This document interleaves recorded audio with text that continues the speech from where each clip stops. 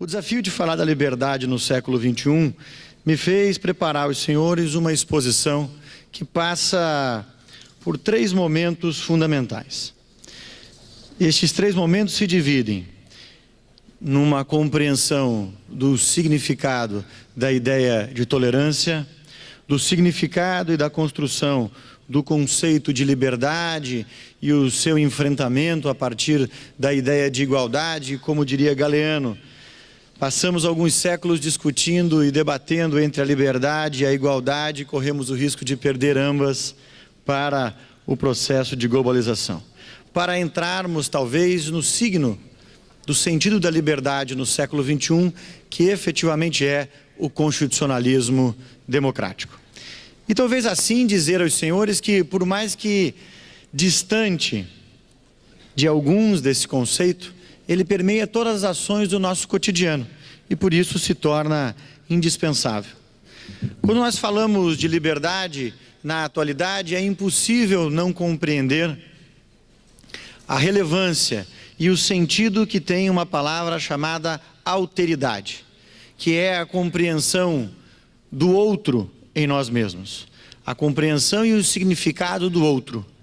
Sem esta compreensão é impossível compreender o signo da liberdade, porque a pré-compreensão da alteridade é essencial, a pré-compreensão do sentido em que vivemos em sociedade é essencial. O porquê? Porque o direito não existe por si só. Com todo o perdão àqueles que defendem a ideia e um conceito de verdades universais a partir da ideia de direitos humanos, isto não existe. E por que não existem verdades universais? Obviamente existe o sentido da palavra direitos humanos, mas direitos humanos são apenas símbolos linguísticos utilizados para determinar aqueles conceitos morais que nós positivamos e algumas comunidades reconhecem aqueles símbolos dentro de a partir de determinados parâmetros para impor em sua realidade um significado essencial. A partir desta ideia, é fundamental compreendermos que o direito surge única e exclusivamente a partir da realidade social posta. Aqueles advogados mais jovens aqui certamente devem estar se perguntando: mas, professor, eu certamente já compreendo que existem direitos inatos à pessoa humana. Existem sentidos que são essenciais ao homem e, por sua vez, constituem direitos. Certamente isso não é verdade. Talvez isso seja verdade para você, mas não será verdade de uma perspectiva universal, pois o sentido dos símbolos linguísticos se constrói a partir de uma realidade posta.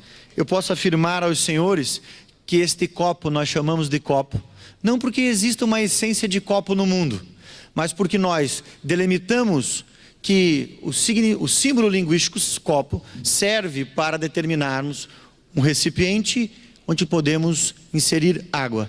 E por certo, sobre esta medida, as convenções em que vivemos determinam então o sentido das coisas. Talvez uma afirmação mais simples e direta: se os senhores vivessem em uma ilha deserta, quais os direitos os senhores poderiam exercer?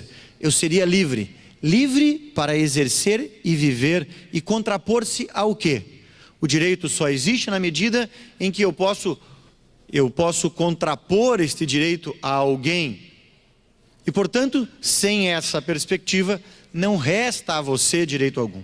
Sobre essa ideia e compreendendo essa necessidade da alteridade como um símbolo essencial para entendermos a liberdade, passamos então ao símbolo tolerância. Vivemos um momento em que o Brasil se divide em verdades absolutas. Vivemos um momento efetivo de um Estado onde as liberdades se confrontam a um totalitarismo de ideias. Nenhum de nós mais compreende a possibilidade de conviver com o outro que não pensa como eu. Eu bloqueio no Facebook, eu não aceito os convites no Instagram, eu não convido mais para ir em minha casa, eu já não saio mais com aquelas pessoas e, se puder, eu as repudio veementemente. Nesse estado de ideias totalitárias, onde cada um de nós possui as verdades, vivemos um momento anterior da ruptura da democracia. É assim que se iniciou todos os processos de ruptura democrática, não apenas no Brasil, em 1964, mas em todos os processos de ruptura democrática no planeta. A intolerância era o signo mais forte. A intolerância é o elemento essencial que une a todos que em um estado talvez de calamidade ou de necessidade encontram um inimigo comum para combater. Era isso que um então presidente da República ou ex-presidente pretendia em seus discursos. É isso o que este novo candidato a presidente da República, radical de direita, pretende em seus discursos. A intolerância, a não compreensão do outro. Isso talvez é muito difícil, porque compreendermos o sentido da tolerância é inclusive tolerarmos os intolerantes. É compreendermos que é na diferença que se constrói um caminho para a democracia. Sobre essa medida, resgatando um conceito fundamental, a tolerância é a forma de anuência ou condescendência para com uma outra pessoa que pense e haja de forma diferente ou oposta à minha, total ou parcialmente. Norberto Bobbio, na obra Elogio à Serenidade, divide a ideia de tolerância em duas perspectivas. E o conceito de tolerância surge em um determinado momento histórico, exatamente tratando, num primeiro momento, da fé. A Igreja Católica, por sua vez, para Bobbio, cunhou duas concepções de tolerância.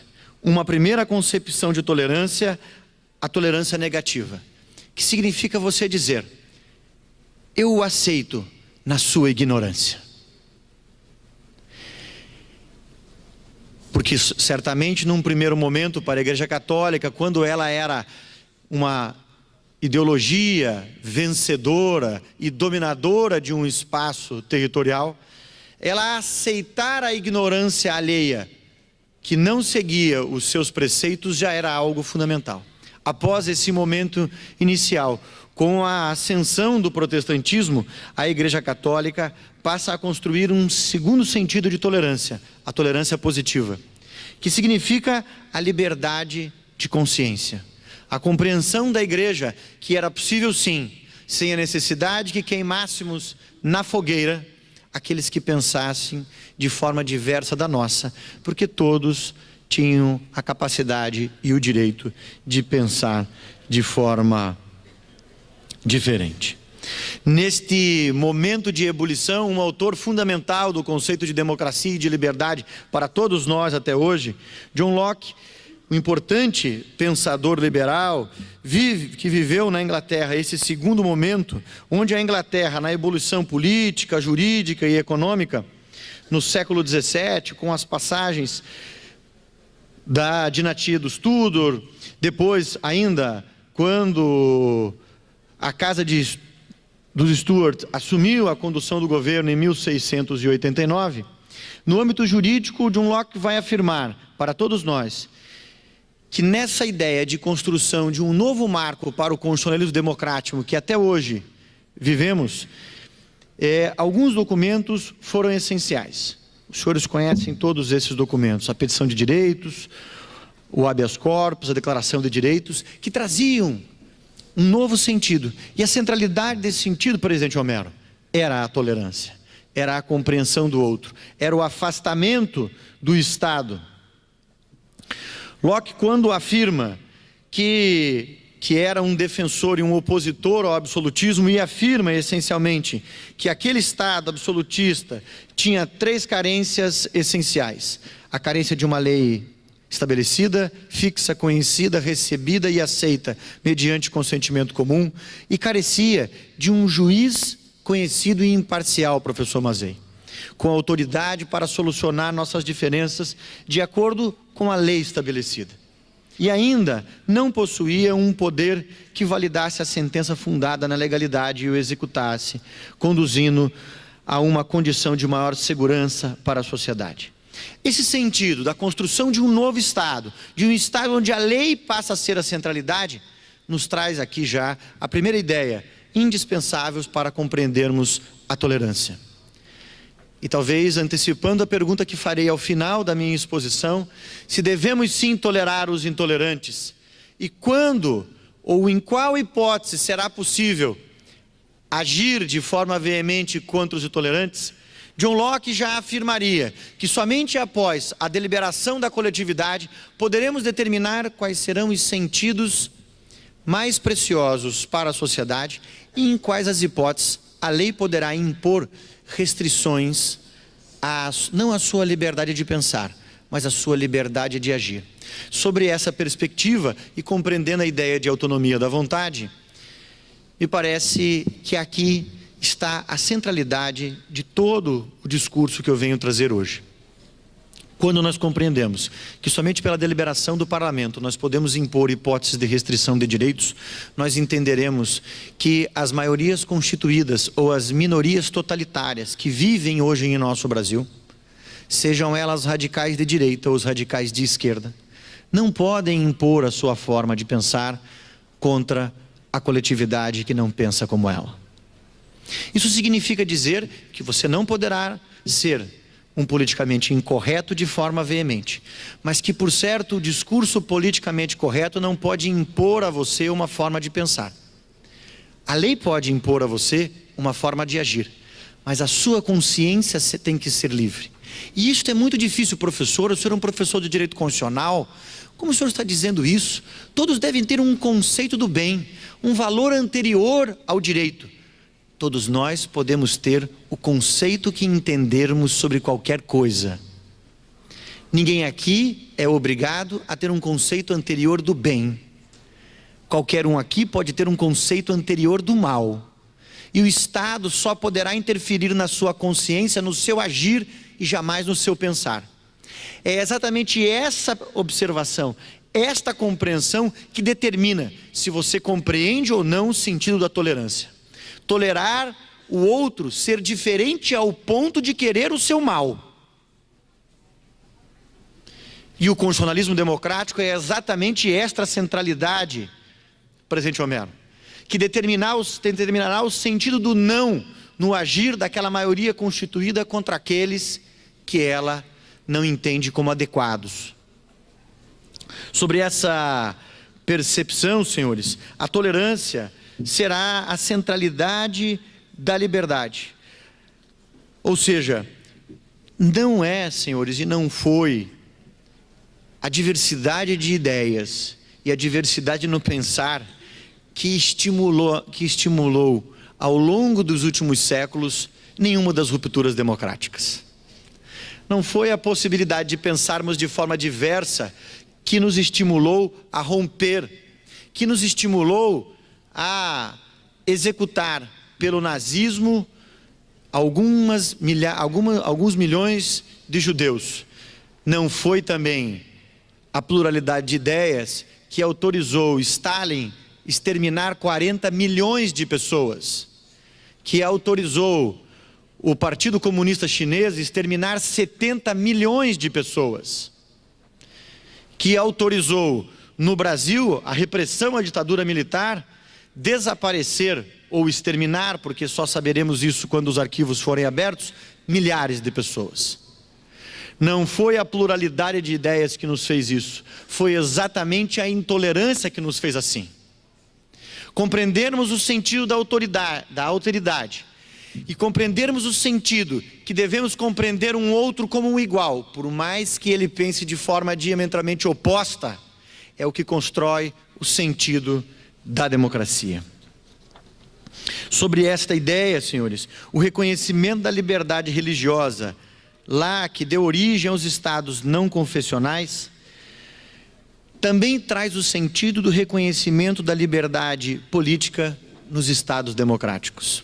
Ou seja, nesse momento que chego exatamente ao meio de minha fala, tenho a dizer aos senhores que é exatamente no reconhecimento da identidade política de cada um de nós é que construiremos um Estado diferente, que construiremos um Estado democrático. A liberdade, conforme já expus, foi o caminho para a afirmação de um Estado não confessional, que deu origem ao Estado liberal democrático. O liberalismo é uma doutrina que prefigura um Estado limitado, tanto no que diz respeito aos seus poderes, materializado no Estado de Direito, como em suas funções, observando um Estado contido.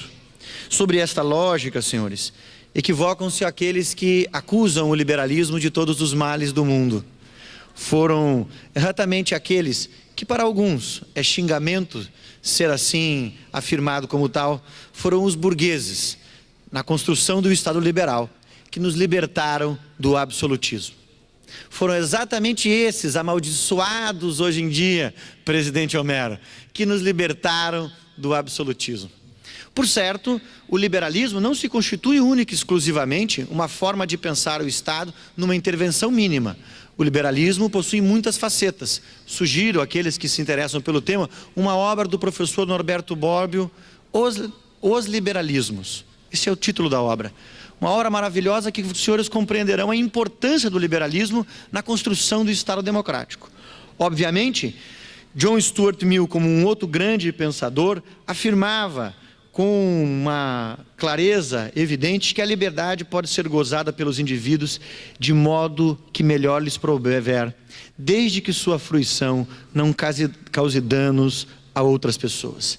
Essa percepção, e por que essas afirmações do liberalismo eram tão intensas naquele momento histórico? Porque o objetivo era exatamente a ruptura com o absolutismo. Este era naquele momento era o dilema. Por certo, esses pensadores do liberalismo, por mais que tivessem nos libertado do absolutismo, presidente Homero, nos deixaram algumas chagas. Essas chagas foram apresentadas ao longo do pensamento ocidental numa das principais obras, que é a obra de um pensador alemão, Karl Marx. Marx trará exatamente o sentido e a afirmação de que o liberalismo econômico nos trará, pode nos ter libertado do absolutismo, mas se aplicado de forma plena, nos trará uma outra forma de dominação, a dominação pelo capital. E nisso Marx estava certo. Eu não tenho dúvida em afirmar. Por mais que discorde dele, na parte final de sua obra, O Capital, quando ele pretende, como ele não reconhece a legitimidade do sistema, ele pretende a ruptura do status quo pela ruptura democrática e a imposição de uma ditadura. E, por certo, não é possível que alguém ainda defenda isso. Reconhecemos, então, a legitimidade da obra de Karl Marx quando identifica um problema, mas, por certo, nenhuma das suas ideias deram certo. Basta ver os exemplos vivos no planeta. Mas esse pensamento social foi exatamente o que força a sociedade a pensar de forma diversa. E é exatamente este elemento de conexão entre aquele liberalismo e o pensamento social é que nos trouxe, senhores, a ideia de repensarmos um modelo. Ou seja, foi exatamente na crise do liberalismo, foi exatamente na crise e no fim da União Soviética. Tem uma obra muito importante, atualíssima, para aqueles que gostam de economia, chamada O Capital do Século XXI, do professor Piketty. E eu, parafraseando a sua obra, também eu fiz num livro que está saindo agora, sobre liberdade, e ele diz assim: nós que vivemos a queda do muro de Berlim, a falência de todos os estados totalitários, sejam eles estados totalitários de direita ou de esquerda, não temos a menor vocação para nos aprisionarmos a estados intervencionistas ao extremo.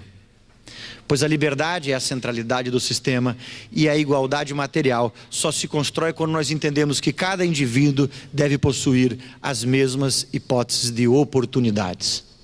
E é exatamente este símbolo que constrói a ideologia vencedora do século XXI, presidente Homero. A ideologia vencedora do século XXI é o constitucionalismo democrático.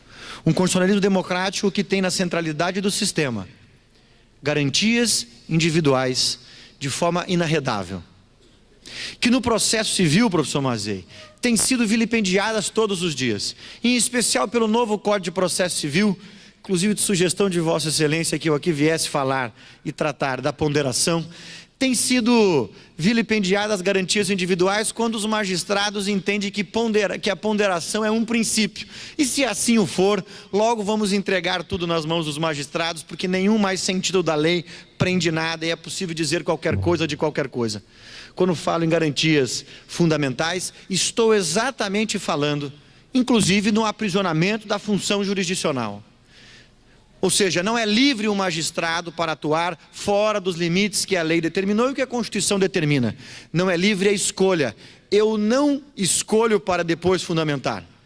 Eu determino a construção do sentido daquela decisão a partir das hipóteses razoáveis que o sistema me permite, não que eu determino. E sobre esta perspectiva, para além das garantias individuais, por certo, este Estado constitucional é um Estado constitucional que garante direitos sociais e garante, a partir da ideia do professor Amartya Sen, a condição de agente como a centralidade do sistema. O professor Amartya Sen, diferente de Rawls e de Dworkin, que pretende um institucionalismo transcendental como a forma de pensar e de garantia da democracia, o economista Amartya Sen determina que a democracia e o desenvolvimento humano só surgem em uma hipótese: quando o sujeito tem condição de agente sobre 5 premissas: liberdades individuais, facilidades econômicas, igualdade de oportunidades, segurança protetora e seguridade social. Enquanto não garantirmos isso a todos, jamais poderemos dizer que alguém é livre verdadeiramente. Alguns pretendem, como isto ainda pode parecer uma utopia, romper com o sistema. Nós, constitucionalistas democratas, entendemos que o sistema é esse e a partir dele nós precisamos promover a mudança. Sobre esta lógica, senhores, é importante compreendermos e aí enfrentarmos exatamente os antagonismos postos. Quando nós entendemos e imaginamos possível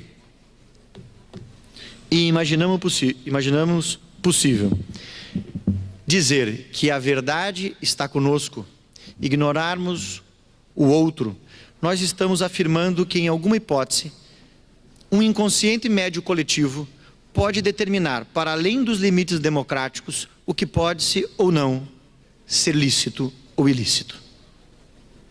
E aqui tenho a dizer para os senhores, talvez o que signifique de uma forma um tanto quanto simples. Devem lembrar os senhores de uma banda, os mais antigos certamente lembram, uma banda chamada Planet Hemp, que viajava o Brasil em todo fazendo apologia ao uso de uma erva natural que não pode fazer mal a ninguém, que inclusive agora descriminalizada a sua utilização no próprio plenário do Supremo Tribunal Federal. Esta banda, ao final de cada show, ao menos em algumas regiões do país, era toda ela levada à delegacia. No Paraná era sempre assim. Terminava o show, a polícia ia lá, prendia todos, ia até a delegacia, logo em seguida soltava. Crime, apologia ao crime, a utilização de substâncias entorpecentes. Esse conceito, talvez, é forjado a partir de um inconsciente coletivo nosso. Eu sou um liberal pleno quanto às drogas. Afinal de contas, eu tenho a minha droga. Eu sou um usuário de substâncias entorpecentes. A minha droga é o álcool, professor Mazet. Como também o professor o é.